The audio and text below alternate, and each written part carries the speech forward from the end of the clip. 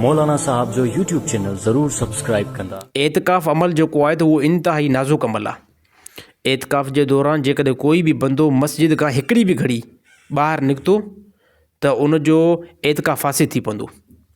त तमामु नौजवान पहिरियों त जेको आख़िरी अशरे में तमामु शौक़ सां एतिकाफ़ में वेहंदा आहिनि, पर उनखे एतिकाफ़ जे उसूलनि जी ऐं शराइत जो इल्मु न हूंदो आहे। हालांकि मस्जिद मां हिकिड़ो बि क़दम बिना कंहिं ज़रूरत जे ॿाहिरि नाहे रखिणो। मस्जिद जो सभ खां पहिरियां त हुदूद जेको आहे सिलेक्ट कयो वञे त हे जेको आहे मस्जिद जो हुदूद आहे ऐं इन हुदूद खां जेको ॿाहिरि नाहे निकिरणो। बाक़ी जेकॾहिं गर्मी शिदत आहे उन एतबार सां जेकॾहिं अगरि ॿाहिरि निकितो वींझण जे एतबार सां त उनजो एतिकाफ़ जेको आहे फासिद थी पवंदो। अच्छा, एतिकाफ़ जे दौरान कोई बि बंदो वींझण जे लाइ ॿाहिरि न निकिरे।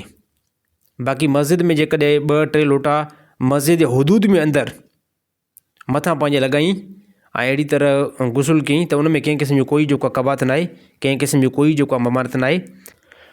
बाक़ी जेकॾहिं अगरि पेशाब जे तक़ाज़े सां ॿाहिरि निकितो आहे ऐं पोइ उते जेकॾहिं पेशाब जे इरादे खां यानी फ़ारिग़ थियण खां बाद में 3-4 लोटा जेकॾहिं विझे त बि उनजे लाइ गुंजाइश आहे।